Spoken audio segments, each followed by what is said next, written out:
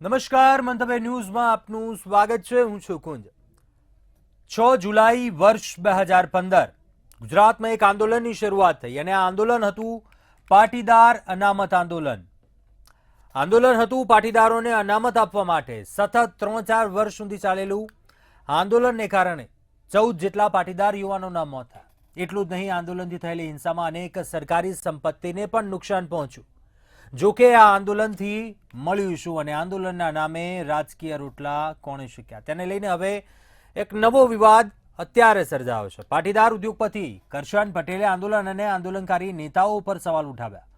પાટીદાર અનામત આંદોલનથી લેવા પાટીદારની દીકરીને સીએમ પદ છોડવું પડ્યું હોવાનું કહી ઉદ્યોગપતિ કરશનભાઈ પટેલે સીધી રીતે ક્યાંક આંદોલનકારીઓ પર ઠીકરું ફોડ્યું છે। આ સાથે તેમણે બેધડક રીતે એમ પણ કહ્યું કે અનામત આંદોલનમાં પાટીદાર યુવાનો શહીદ થયા, ઉપરથી લેવા પાટીદારની દીકરીનું સીએમ પદ ગયું। જોકે આ બાદ પાટીદાર આગેવાનોમાં પણ ક્યાંક રોષ જોવા મળ્યો છે। સવાલ તે છે, આંદોલનથી સમાજને શું મેસેજ ગયો, શું સમાજને ફાયદો થયો કે વિશ્વાસ તૂટ્યો? આ તમામ મુદ્દાઓને લઈને વાત કરવી છે સીધો સંવાદમાં પાટીદાર આંદોલનની આરપાર।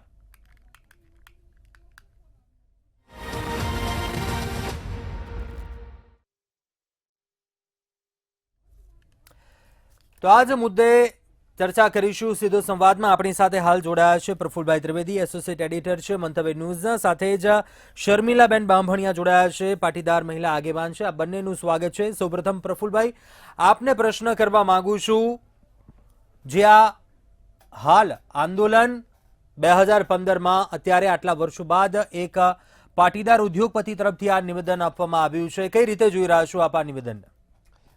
કુંજ, પાટીદાર સમાજમાં હમણે ચર્ચાના કેન્દ્રમાં ને વિવાદના કેન્દ્રમાં સતત રહ્યો છે।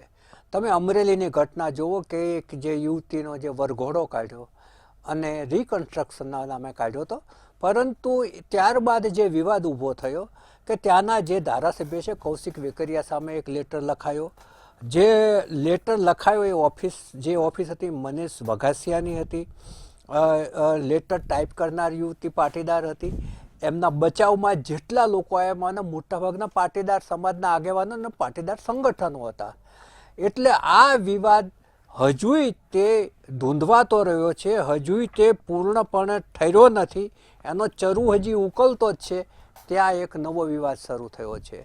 એ નવો વિવાદ એ રીતે શરૂ થયો છે કે ઉદ્યોગપતિ નિરમાના ચેરમેન કરશનભાઈ પટેલે જે ઉચ્ચારણો કર્યા પૂર્વ મુખ્યમંત્રી આનંદીબેન પટેલને કેન્દ્ર સ્થાને રાખીને કે પાટીદારોના જે આંદોલન ચાલ્યું હતું એનાથી મળ્યું શું, એવો બહુ મોટો પ્રશ્ન ઊભો કર્યો અને એનાથી પાટીદાર સમાજમાં એક નવા વિવાદે જન્મ લીધો છે।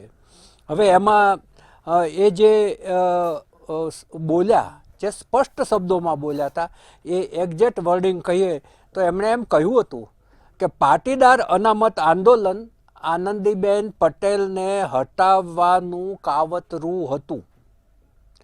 લેવા પાટીદાર દીકરી સીએમ હતી, તેને હટાવીને આંદોલનકારીઓએ રાજકીય રોટલા શેકી લીધા। પાટીદાર આંદોલનમાં શું મળ્યું? કશું નહીં। આપણા પાટીદાર યુવાન શહીદ થયા, આનંદીબેનને જવું પડ્યું। તો ખરેખર આ આંદોલન અનામતનું હતું કે કોઈને હટાવવા માટેનું? આવો પ્રશ્ન એમણે પાટણની અંદર એક કાર્યક્રમ દરમિયાન જે પાટીદાર યુવાનોને નોકરીઓ મળી છે એના ઇનામ વિતરણ સમારોહ દરમિયાન એમણે આ લેવા સમાજનું ફંક્શન હતું એ દરમિયાન એમણે આ ઉચ્ચારણો કર્યા। એટલે પછી પાટણના જે ધારાસભ્ય છે કિરીટ પટેલ, એમને પ્રતિક્રિયા આપતા એમનો જવાબ આપ્યો કે ભાઈ તમારામાં જો પાટીદારના મુદ્દે વાત કરવાની આટલી હિંમત જ હતી તો પછી તમે આ વસ્તુ 10 વર્ષ પહેલાં કેમ ના ઉખાલી કે જ્યારે એમને જવું પડ્યું હતું ત્યારે? એમ આજે કેમ કરો છો? એટલે એમણે એવો સવાલ ઊભો કર્યો છે કે તમે એમ કહો છો હું કોઈનાથી ડરતો નથી, તમે સાચી વાત કહેવાની હિંમત રાખો છો, તો તમારે એ વખતે મોં ખોલવાનું હતું, કેમ ના ખોલ્યું? એવો સવાલ એમણે ઊભો કર્યો છે। એટલે અલગ અલગ લોકો પછી આમાં જોડાયા। જે લલિત કગથરા છે એમણે પણ નિવેદનો કર્યા. એમણે તો બોલે એવું નિવેદન કર્યું કે કેશુ બાપા ગયા ત્યારે તમારા મનમાં આવો સવાલ આવવો જોઈતો તો કેમ ના આવ્યો એમ. કેશુભાઈને આ જ રીતે કોઈ પણ વાંક ગુના વગર એમની જે સીટ હતી ત્યાંથી હટાવવામાં આવ્યા હતા, કેમ કશું નહોતા બોલ્યા એવો એમણે કહ્યું. અલ્પેશ કથરિયાએ પણ એમ કહ્યું કે ભાઈ ઈબીસી ઇકોનોમિકલ બેકવર્ડ ક્લાસના યુવક યુવતીઓને લાભ મળે એ લાભ આપણને મળ્યો જ છે, અને એ લાભના કારણે જે યુવક યુવતીઓને નોકરીઓ મળી એને સન્માન માનવતા સમારંભ હતો ને એના લીધે જ આ મંચ હતો. એટલે એમને પણ એવું જ કહ્યું છે. એટલે આખી જે ઘટના છે એમાં લગભગ અલગ અલગ નેતાઓ છે એ એમણે પોતાનો કોઈએ વિરુદ્ધમાં ને કોઈએ ફેવરમાં સૂર પુરાવાનો ચાલુ કર્યો છે, જેને કારણે પટેલ સમાજની અંદર એક નવો વિવાદ ઊભો થયો છે. કોઈએ તો એવો પણ આક્ષેપ કર્યો છે કે તમે આ જે બે પાટીદાર છે કડવાને લેવા એને અમે એક મંચ ઉપર લાવવાનો પ્રયત્ન કરીએ છીએ, તમે એને જુદા પાડવાનો પ્રયત્ન કરો છો, એવા આક્ષેપો પણ ઘણા બધાએ કર્યા. આમાં હવે તથ્ય શું છે, સત્ય શું છે, કોણ શું વિચારે છે એ આપણે આગળ જાણીએ. ચોક્કસથી શર્મિલાબેનને આગળ પ્રશ્ન કરવા માંગુ છું. શર્મિલાબેન, આપને શું લાગે છે કરશનભાઈ પટેલનું જે નિવેદન સામે આવ્યું, મુખ્યમંત્રી પદ ઉપરથી જવું પડ્યું તે બાબતનું આ નિવેદન સાથે આ આંદોલનની ફલશ્રુતિ સ્વરૂપે સમાજે શું મેળવ્યું, શું કહેવા માંગશો આપ? હું તો એ કહેવા માંગુ છું, મહિલાને જવું પડ્યું. હવે લેવા પટેલના હોય, કડવા પટેલના હોય, બ્રાહ્મણ સમાજના હોય, લુહાણા સમાજના હોય, મને એનો વાંધો નથી. પણ જ્યારે જ્યારે મહિલાઓ સત્તા ઉપર આવે એટલે એવા યુવાનોને એ હાથો બનાવે કે એના હિસાબે કાંઈ પણ આંદોલનો ઊભા કરાવે અને પછી એનો લાભ સત્તા ભૂખ્યા લોકો લેતા હોય છે. એટલે મારું કહેવાનું એવું છે કે પાટીદાર અનામત આંદોલન એકચ્યુઅલી કરશનભાઈએ કીધું એ સાચું જ છે, અને એના હિસાબે આનંદીબેન પટેલ જેવા તાકાતવાળા મહિલાને મુખ્યમંત્રી પદ ગુમાવવું પડ્યું હતું.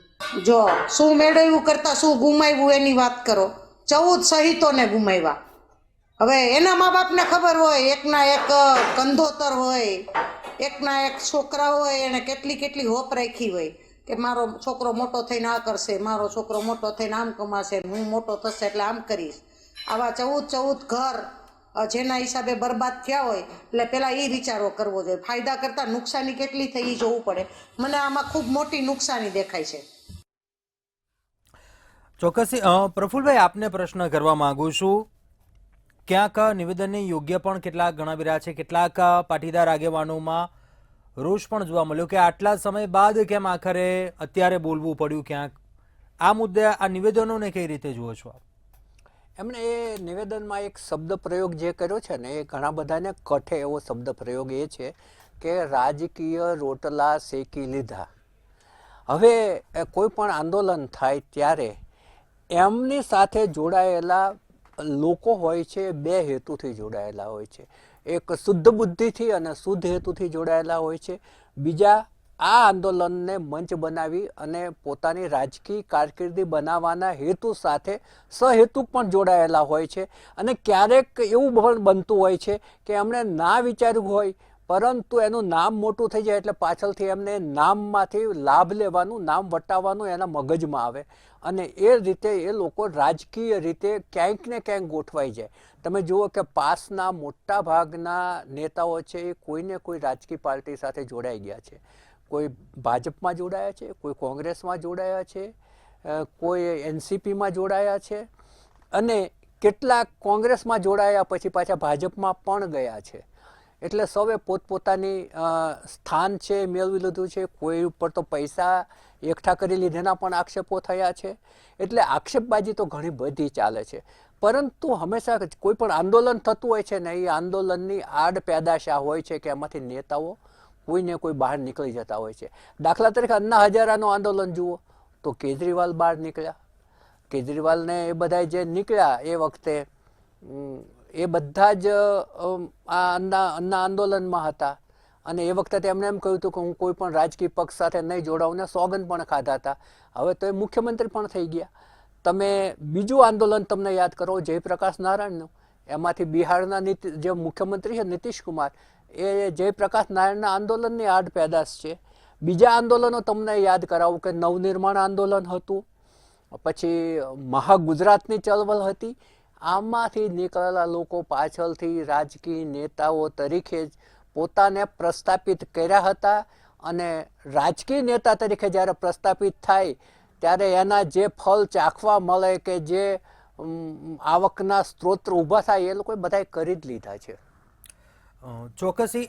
શર્મિલાબેન, આગળ આપને પ્રશ્ન કરવા માંગુ છું. પાટીદારોના 14 જેટલા યુવકોના ભોગ લેવા જે નિવેદનમાં જે ઉલ્લેખ કરવામાં આવ્યો હતો, તેમને એ યુવાનોને ન્યાય હજુ નથી મળ્યો, તે નિવેદનને કઈ રીતે જુઓ છો? અને પાટીદાર આગેવાનોએ રાજકીય રોટલા શીખી લેવાની જે વાત કરવામાં આવી, તે આક્ષેપને કઈ રીતે જુઓ છો? મેં કીધું એમ કે આ બધા આંદોલનો છે ને રોટલા શેકવા માટે થતા હોય. જ્યારે રોટલા શેકાઈ જાય એટલે બાકી બધી પ્રક્રિયા સ્ટોપ થઈ જાય. જેને ફાયદો થયો હોય એ ફાયદો લઈ લે, નુકસાન થયો હોય એ નુકસાન ભોગવે. તો આ પાટીદાર શહીદ યુવાનોના મા બાપો એના ઘરમાં એક એક છોકરાઓ ગુમાવ્યા, એનું નુકસાન ભોગવે છે. કોઈને કાંઈ પૈડી હોતી નથી. સમાજ વ્યવસ્થામાં કોઈ લોકો વયા જાય પછી કોઈ એની સામે જોતા નથી હોતા. આ કરશનભાઈએ કીધું એ મને અત્યારે પરફેક્ટ લાગે છે. એને કેમ આટલા વર્ષો સુધી ન બોલ્યા, મને એ અફસોસ થાય છે. એને વહેલું બોલવાની જરૂર હતી. કરશનભાઈ જેવા માણસ, એમાંથી સમાજ શીખ લેતી હોય કે કેવી રીતે હાર્ડવર્ક કરી અને સાયકલ ઉપર એને કામ કરી ક્યાં સુધી નિરમાને પહોંચાડ્યું. નિરમા યુનિવર્સિટી લોકોને એજ્યુકેટેડ કરવા માટે કેટલું એને મોટું સામાજિક યોગદાન આપ્યું છે. એવા લોકોનો તો એ કહેતોય વિચારવું જોઈએ. એની બદલે એની ઉપર પાછા નિવેદનો કરવા માંડે કે જેને કોઈ દી સમાજ સામે જોયું ન હોય, એના મા બાપ સામે ન જોયું હોય. આવા લોકો તો નિવેદનો કરતા હોય કે કરશનભાઈ આમ ન કરવું જોઈએ, કરશનભાઈએ ખોટું કર્યું, કરશનભાઈએ રાજકીય રોટલા. એકચ્યુઅલી એની લાઈફમાં કરશનભાઈએ ક્યારેય રાજકીય રોટલા નથી શેકા. એકાદી પાર્ટીમાં ક્યારેય ઉભા રહ્યા હોય તો કોઈ બતાવે. દિનેશભાઈ બાંભણિયા અને નરેન્દ્રભાઈ પટેલ પાટીદાર આગેવાન છે, તે પણ આપણી સાથે જોડાયા છે. આ બંનેનું સ્વાગત છે. સૌપ્રથમ દિનેશભાઈ, આપને પ્રશ્ન કરવા માંગુ છું. મુખ્યમંત્રી પદેથી જવું પડ્યું, આ નિવેદન રાજકીય રોટલા શેકવાની વાત કરવામાં આવી. આ બંને શબ્દોનો ઉલ્લેખ કરીને હું ક્યાંક ધ્યાન દોરવા માંગુ છું. શું કહેશો આ નિવેદન? જો આ કરશનદાદાનું જે મોભી છે, કરશનદાદા સમાજના એક આગેવાન કરતા પણ એક વડીલ છે કે જેણે સમાજને લેવા બદલ સમાજની વાત આજે એક ફંક્શન ઉપરથી કરી હતી.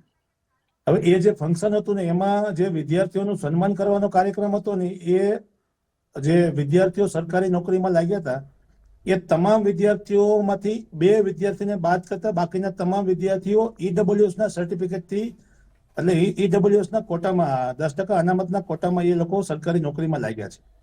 બીજી બાબત એ છે કે કરશનદાદાએ 2 પ્રશ્ન પૂછ્યા કે અનામતથી મળ્યું શું, જેમાં આગલા બેન શર્મિલાબેને કીધું કે ભાઈ શહીદ પરિવારો, એ તો અમે પહેલેથી કહેતા આવ્યા છીએ કે આનંદીબેન પટેલની એટલે કે પટેલની સરકારમાં કોઈ સમાજ માંગણી કરે, આ કોઈ 2, 5 કે 15 લોકો માટેનું આંદોલન હતું જ નહીં.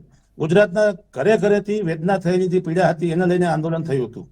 એ આનંદીબેનની સરકારમાં લાઠીચાર્જ થાય, આનંદીબેનની સરકારમાં મા બેન દીકરીઓને ગાળો ખાવી પડે. આંદોલન તો હંમેશા એક માંગણીનો હોય છે.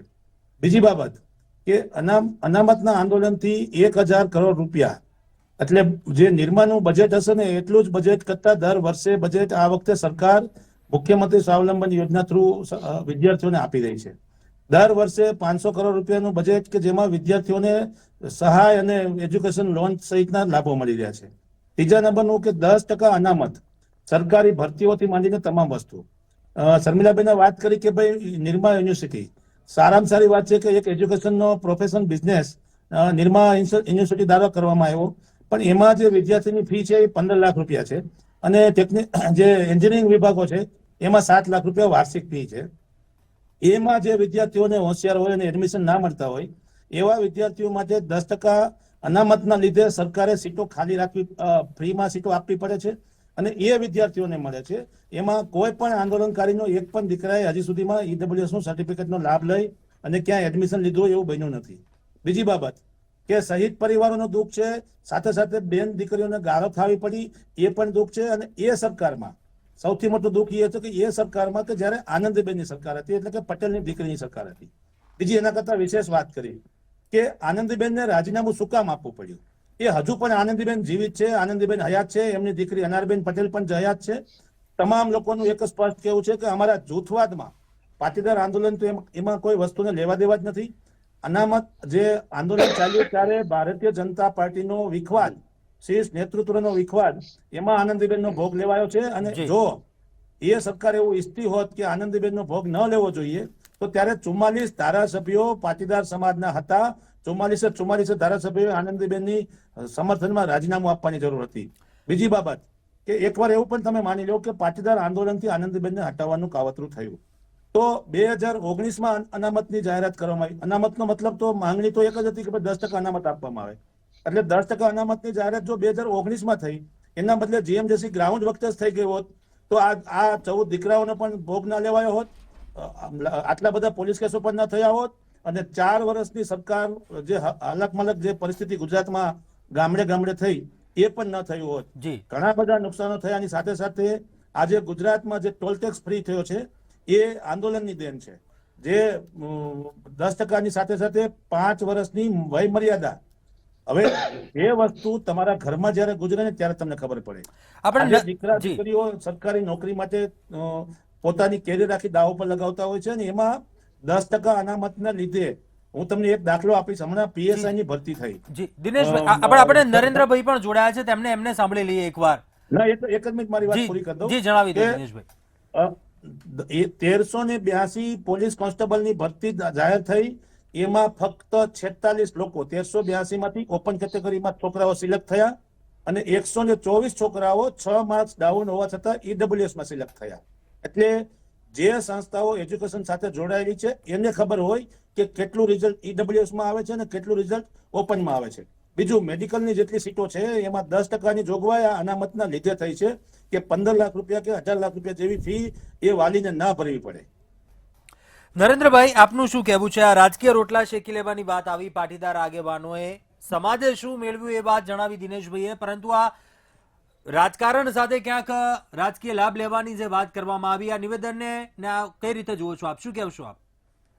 કરશનભાઈ સાહેબે જે વાત કરી, કરશનભાઈ પાટીદાર સમાજના નહીં, સમગ્ર પાટીદાર સમાજના સન્માન છે. મારા બાજુના જ ગામના છે, હું સારી રીતે ઓળખું છું એમ. એ અગાઉ કોઈ બેને કહ્યું કે અત્યાર સુધી કેમ ના બોલ્યા. ખરેખર મારી આટલી ઉંમરમાં કરશનભાઈને હું સ્ટેજ ઉપર બોલતા આજે જ હું જોયા છે. કદી એ સ્ટેજ પકડતા નથી, આવતા નથી, જાહેરમાં કદી નિવેદન કરતા જ નથી. આ પહેલી વખત કર્યું. એ ખરેખર સાચું નિવેદન છે. અનામત આંદોલનમાં બેને કહ્યું કે રોટલા શેકી લીધા, રોટલા શેકવા વાળા શેકી લીધા. આવડો મોટો સમાજ હોય એટલે 5 આંગળી સરખી ના હોય. કોઈ રોટલા શેકવા માટે આવે, કોઈ રાજકીય લાભ માટે આવ્યા હોય, પણ અમારા જેવા 5, 10, 25 કન્વીનરો હજુ બી એવા છે કે એમને કોઈ પણ લાભ લીધો નથી. અમે ફક્ત પાટીદાર માટે જ લડીએ છીએ. ભલે અમે કોઈ રાજકીય પક્ષમાં જોડાયેલા હોઈએ, પણ પ્રથમ પસંદગી અમારો પાટીદાર સમાજ હોય છે. બીજી વાત કરું કે આનંદીબેનનો જે ભોગ લેવાની વાત કરી સાહેબે, કરશનભાઈ સાહેબે, એમાં હું આ અનામત આંદોલનનો કોર કમિટીનો સૌથી સિનિયર સભ્ય છું. દિનેશભાઈએ પણ મારા પછી 2 મહિના પછી આવેલા છે, એટલે હું સૌથી સિનિયર સભ્ય છું. અમારા મહેસાણામાંથી જ આ અનામત આંદોલન અમે ચાલુ કરી દઉં, અને એના પ્રણેતા, જો સાચું આજ કહી દઉં ને તો એના પ્રણેતા નીતિનભાઈ રતિલાલ પટેલ કડીવાળા છે. મિત્રો, એ વખતે નીતિનભાઈ રૂપાલા સાહેબ, પરસોત્તમ રૂપાલા સાહેબ ને અમિત શાહ ની આ ટુકડી એક હતી. આ ટુકડીએ ભેગા થઈને આનંદીબેનનો કોટો કાઢવા માટે આ આંદોલનને પ્રોત્સાહન આપ્યું છે. મિત્રો, એમાં ચોક્કસ વાત છે. એટલે આ આનંદીબેન, નરેન્દ્રભાઈ, આ આંદોલન સમાજની ઇમેજને ક્યાંક ધક્કો પહોંચ્યો એવું લાગે આપને? ચોક્કસ પહોંચ્યો છે. સમાજની ઇમેજને ધક્કો પહોંચ્યો છે. આ ચાલુ સરકારે સમાજને વેરણ શેરણ કરી નાખ્યો. આજે બી એ જ પ્રવૃત્તિઓ ચાલી રહી. હમણાં જ પેલી જે અમરેલીની દીકરીનું બન્યું એમાં પણ તમે નરી આંખે જોઈ શકો છો. એટલે ચોક્કસ કોઈ પણ સરકાર હોય તો આંદોલન ચાલતું હોય તો એમાં ફાટિયા પડાવીને ભાગલા પડાવવાનો પ્રયત્ન કરતી હોય સફળ થવા માટે. એ સ્વાભાવિક વસ્તુ છે. ભાજપ હોય કે કોંગ્રેસ હોય, હું ભાજપને નથી કહેતો, કોંગ્રેસને નહીં કહેતો, પણ આ અમિત શાહની ટુકડી સાથે અમારા જે બે હતા કે જેવા કે નીતિનભાઈ ને પુરુષોત્તમ રૂપાલા સૌરાષ્ટ્રમાં, એ લોકોએ આમનો વડીલ અને નીતિનબેનને હટાવવા માટેના જે ભરપૂર પ્રયત્નો કર્યા અને હાર્દિકને જે અવળા રસ્તો દોર્યો, હાર્દિક પણ અવળા રસ્તો દોર્યો. હાર્દિકનો પણ ચોક્કસ આમાં ગુનો છે. હાર્દિક પણ ગદ્દાર છે સમાજનો, એ પાક્કી જ વાત ચલો છે. આ દિનેશભાઈને આપણે સાંભળીએ. દિનેશભાઈ, આમાં સમાજમાં શું ક્યાંક એવો રોંગ મેસેજ ગયો, ક્યાંક સમાજની ઇમેજને ક્યાંક ધક્કો લાગે એવું લાગે આપને? આપનું શું માનવું છે આ મામલે? એટલે કરશનભાઈના નિવેદનથી સમાજને કોઈ ફરક ના પડે. કરશનભાઈનું નિવેદન એનું ઇન્ડિવિજ્યુઅલ નિવેદન છે. એ સમાજના પ્રમુખ કે સમાજના આગેવાન 100% આંદોલન તોડવાના કારણે સમાજને ધક્કો લાગ્યો એવું મારું કહેવું છે. જી. બાકી કરશનભાઈનું નિવેદન તો સારું જ છે અને ખરેખર એમને મોડાએ પણ આ જે નિવેદન આલ્યું એ ખરેખર 100% ને 1000% સાચું નિવેદન મારું માનવું છે. દિનેશભાઈ, મેં મારો મંતવ્ય આપ્યું કે કરશનભાઈનું નિવેદન એનું વ્યક્તિગત નિવેદન છે. એ કોઈ મંચ ઉપરથી બોલાયેલું નિવેદન નથી. બીજું કે કરશનભાઈનો મત અલગ હોઈ શકે, મારો મત અલગ હોઈ શકે, નરેન્દ્રભાઈનો મત અલગ હોઈ શકે, શર્મિલાબેનનો મત અલગ હોઈ શકે. એટલે સમાજના દરેક પાસાઓ અલગ અલગ રીતે વિચારાતા હોય છે. કરશનભાઈ એની રીતે સાચા હોઈ શકે, હું મારી રીતે સાચો હોઈ શકું અને આંદોલન એની રીતે પણ સાચું હોઈ શકે. પણ અમને એ બાબતનું ગૌરવ છે કે આંદોલનથી ઘણી બધી ફાયદાઓ મળ્યા છે અને આજે એ વિદ્યાર્થીઓ લઈ રહ્યા છે અને સરકારી નોકરી દિનેશભાઈની વાત સાચી છે, ફાયદા ઘણા મળ્યા દિનેશભાઈ. એ વાત આપણે શર્મિલાબેનને પૂછી લઈએ. શર્મિલાબેન, આપને શું આનંદીબેનના રાજીનામાની જે વાત આવી, સમાજની ઇમેજને શું કોઈ ધક્કો પહોંચ્યો એવું લાગે? આંદોલન વખતે લાખો પાટીદારો પણ એકઠા થયા, સારો મેસેજ શું ગયો ક્યાંક સમાજમાં અને ક્યાંક એવું ખરાબ મેસેજ એવો શું કોઈ સમાજને ગયો, એવી કોઈક ઇમેજને ક્યાંક બદલાય એવું? આપને આ બંનેને લઈને શું કહેશો? આનંદીબેનના રાજીનામાથી મહિલા સમાજને મોટું નુકસાન થયું છે. આ લોકો મહિલાઓને આગળ આવવા જ નથી દેતા. એ આનંદીબેન પટેલ હોય તોય ભલે ને બીજા ઘણા બધા મહિલાઓ રાજકારણમાં જાય પણ યોગ્ય ડેસ્ટિનેશન સુધી આ લોકો પહોંચવા જ ન દે. અને એક વખત જો પહોંચે ને તો એને નીચે પાડવા માટે આવા જુદા જુદા આંદોલનો ઊભા કરતા હોય. આવું મારું માનવું છે. જો સમાજને એવું લાગતું હોય કે આ આંદોલનના હિસાબે પાટીદાર સમાજને ફાયદો થશે, પરંતુ એને એ અંદર ખાને ન ખબર હોય કે આ બધા રાજકીય રોટલા શેકવા માટે આવા આંદોલનો ઊભા કરતા હોય.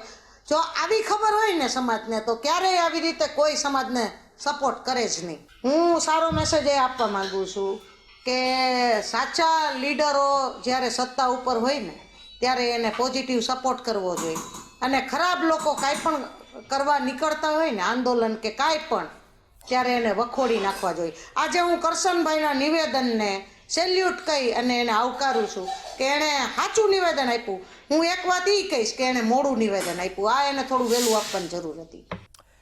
નરેન્દ્રભાઈ, આપને પ્રશ્ન કરવા માંગુ છું. આંદોલન વખતે જે લાખો પાટીદારો પણ જે એકઠા થયા હતા તે બાબતે પણ એક સમાજમાં શું એવો એક સારો મેસેજ ગયો? હા, અત્યારે પણ ક્યાંક શું તે બાદ પણ ક્યાંક જે પરિસ્થિતિ બદલાઈ, ફાયદો સમાજને ચોક્કસથી થયો છે, પરંતુ શું બદલાવ પણ એવું આપને જોવા લાગ્યું છે? કોઈ એવું નબળું પાસું પણ આપ જોતા હો તો તે પણ જણાવશો. નબળું પાસું કે જે દુઃખદ કહીએ તો અમારા જે 14 પાટીદાર શહીદો થયા એ ખરેખર અત્યંત દુઃખદની બાબત છે. અત્યારે બી આઘાત લાગે એવી વસ્તુ છે. પણ સારું પાસું ગણાવું તો અત્યાર સુધી અમે સૌરાષ્ટ્રમાં જતા તો દિનેશ બામણિયા હોય, મનોજ પનારા હોય કે દિલીપ સાબા હોય, અમે સામે મળીએ તો અમને ખબર નથી પડતી કે આ પાટીદાર છે કોણ છે. એ લોકો અહીંયા અમારા મહેસાણા ઉત્તર ગુજરાતમાં આવતા આ અનામત આંદોલનના માધ્યમથી અમારા બધા કન્વીનરો ઓલ ઓવર ગુજરાતના એક થઈને અને ગામે ગામ જે અમે સભાઓનું બીજું ત્રીજું કર્યું એના કારણે પાટીદારોમાં એકદમ જોમ જુસ્સો આવી ગયો. આજે ગુજરાતના 10,000 પાટીદાર યુવાનો એવા અમે તૈયાર કરેલા છે કે એ પોલીસ સ્ટેશન કે મામલતદારની ઓફિસમાં જતા ગભરાતા હતા. આજે સાથી ઠોકીને એ લોકો સામે પ્રશ્ન કરવાની પોતાની માંગણી કરવા જાતે જતા થઈ ગયા. આ એનું પરિણામ છે. દિનેશભાઈ, પાટીદાર સમાજમાં એક દિનેશભાઈને સાંભળી લઈએ. દિનેશભાઈ, એનો આ મોટો ફાયદો છે. દિનેશભાઈ, આપનું શું માનવું છે? સમાજમાં એવો કયો +1 ગયો, સારો મેસેજ ગયો ને ક્યાંક નબળું પાસું જે રાજકારણને જોડીને અત્યારે પણ ટાંકવામાં આવી રહ્યું હોય, શું કહેવું છે? જો બહુ સત્ય સનાતન વસ્તુ એ છે કે પાટીદાર સમાજ લેવા કરવાના બદલે પાટીદાર થયો, એ સૌથી મોટો સારો મેસેજ ગયો છે. બીજી બાબત એ છે કે જ્યારે સત્તાની સામે અથવા સિસ્ટમની સામે લડાઈ થતી હોય છે, કોઈ પણ લડાઈ જોઈ લ્યો તમે, કેટલા બધા આંદોલનો ભારતના ઇતિહાસમાં અલગ અલગ સમાજો, અલગ અલગ સંગઠનો અથવા અલગ અલગ વસ્તુને લઈને થયા છે, ત્યારે રાજનેતાઓ મળતા હોય છે કે આજે પાટીદાર આંદોલનના ઘણા બધા આગેવાનો કોઈ પણ રાજકીય પક્ષમાં, કોઈ કોંગ્રેસમાં, કોઈ ભાજપમાં, કોઈ આમ આદમી પાર્ટીમાં, કોઈ અન્ય વિચારધારામાં જોઈન્ટ થઈને સમાજનું પ્રતિનિધિત્વ કરી રહ્યા છે, પોતાના વિસ્તારનું પ્રતિનિધિત્વ કરી રહ્યા છે. બીજી બાબત કે જે આંદોલન થાય છે ત્યારે ચાલુ સત્તાને હંમેશા કારણ કે વિદ્રોહ એની સામે હોય છે, ચાલુ સત્તાની જે ભૂલો હોય છે, ચાલુ સત્તાની જે લૂપ હોલ્સ હોય છે, એની સામે આંદોલન થતું હોય છે. એટલે સિસ્ટમને બદલાવવા માટે જયારે આંદોલન થાય છે ત્યારે બે જ પરિણામ આવતા હોય છે, કે આ સત્તાને જાકારો મળતો હોય છે અથવા તો જે આંદોલનની માંગણીઓ છે એ સ્વીકારવામાં આવતી હોય છે. પાટીદાર આંદોલનમાં સૌથી મોટું જે નુકસાન થયું છે એ બેન દીકરીઓને ગાળો આપવામાં આવી, એની ઉપર કેસો થયા, 14 દીકરાઓની ઉપર ગોળીબાર થયો અને એ નિર્દોષ દીકરાઓ પર થયો. જો તમારી તાકાત હોત તો તમે જીએમડીસી માં ગ્રાઉન્ડમાં કે જે આંદોલનકારીઓ હતા, જે મુખ્ય ચહેરાઓ હતા, એની ઉપર તો તમે કોઈ પણ વસ્તુ ના કરી શક્યા. એટલે સરકાર પણ એવા લોકોને આમાં ભોગ લેતી હોય છે કે જે લોકોને કઈ આમાં કનેક્શન હોતું નથી. બીજી બાબત કે ગુજરાતના ઇતિહાસમાં આ પહેલું આંદોલન નથી, અથવા પહેલા મુખ્યમંત્રીને હટાવવામાં આવ્યા હોય એવું પણ બન્યું નથી. આ જગ્યાએ જયારે કેશુભાઈ પટેલ જેવા ગુજરાતના પાટીદાર સમાજના ખેડૂત આગેવાન, ભારતીય જનતા પાર્ટીને ઉભી કરવા વાળી પાર્ટીના નેતા, એ વખતે કરશનભાઈ પટેલ કિચન કેબિનેટમાં બેસતા હતા. કરશનભાઈ, ધનજીભાઈ નેક્સન, રૂડાભાઈ ભગત, અમારે ભાઈ ઉદ્ધવજી પટેલ, OR પટેલ સાહેબ, આ બધા કેશુ બાપાની કિચન કેબિનેટમાં હતા. ત્યારે પણ ભારતીય જનતા પાર્ટીની અંદર અમારો ઉદય પણ નહોતો અને આંદોલનના કોઈ ઘટનામાં પણ નહોતા. ત્યારે પણ કેશુ બાપાને હટાવવા માટે આ જ સરકારે, આ જ પાર્ટીએ કેશુ બાપાનો ભોગ લીધો હતો. એટલે ભૂતકાળમાં પણ એવા આંદોલનો ચોક્કસથી થયા હતા. સમયનો અભાવ છે. દિનેશભાઈ, આંદોલન નહોતું. જી કેશુ બાપા વખતે કોઈ આંદોલન નહોતું. પાર્ટીનો અંદરનો વિખવાદ જ હતો અને એ જ વિખવાદ આનંદીબેનનો ભોગ લીધો છે. પ્રફુલભાઈ, આપ તમામ પાટીદાર આગેવાનોને સાંભળ્યા, શું કઈ રીતે મૂલવશો આપ તમામ નિવેદનો?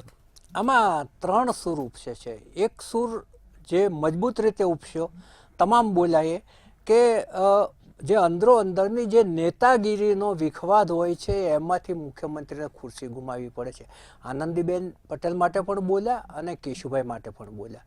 કેશુભાઈ ખરેખર બહુ જ સારા મુખ્યમંત્રી હતા અને ખેતી અને ગ્રામ ઉત્થાન, ગામડાઓને ઉપર ગોકુળિયો ગામને બધી યોજનાઓ મૂકી હતી, એમની એ આગવી સૂઝ હતી.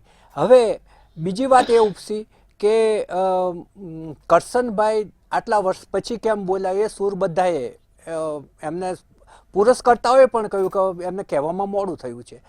એટલે એ એક મોટી વાત છે. અને ત્રીજું, પાટીદાર સમાજે આંદોલન દરમિયાન જે ગુમાવ્યું એ બહુ જ મોટી વસ્તુઓ જે ગુમાવી છે એ કે મકાનોમાં ઘૂસીને બેન દીકરીઓને જે ગાળો આપી અને જે હુમલાઓ થયા હતા અને જે 14 યુવકોનો ભોગ લેવાયો, એ લોસ છે એ ક્યારે નહીં ભરપાઈ થઈ શકે. ચોક્કસથી સમયનો અભાવ છે, ચર્ચા સમાપ્ત કરીશું. દિનેશભાઈ, નરેન્દ્રભાઈ, પ્રફુલભાઈ અને શર્મિલાબેન, આપ તમામ આ ચર્ચામાં જોડાયા, આપનો અભિપ્રાય આપ્યો, ખૂબ ખૂબ આભાર. અંતમાં કહેવાનું એટલું થાય, ક્યાંક જે આંદોલન થયું હતું, જે નિવેદન આવ્યું વ્યક્તિગત હતું, પરંતુ ક્યાંક સમાજમાં એવો પોઝિટિવ વે પણ જોવા મળ્યું છે, એવું નબળું પાસું, એવો મેસેજ પણ ક્યાંક જતું જોવા મળ્યું છે. અત્યારે સીધું સંવાદમાં બસ આટલું. વધુ સમાચાર માટે આપ જોતા રહો મંતવ્ય ન્યૂઝ. નમસ્કાર.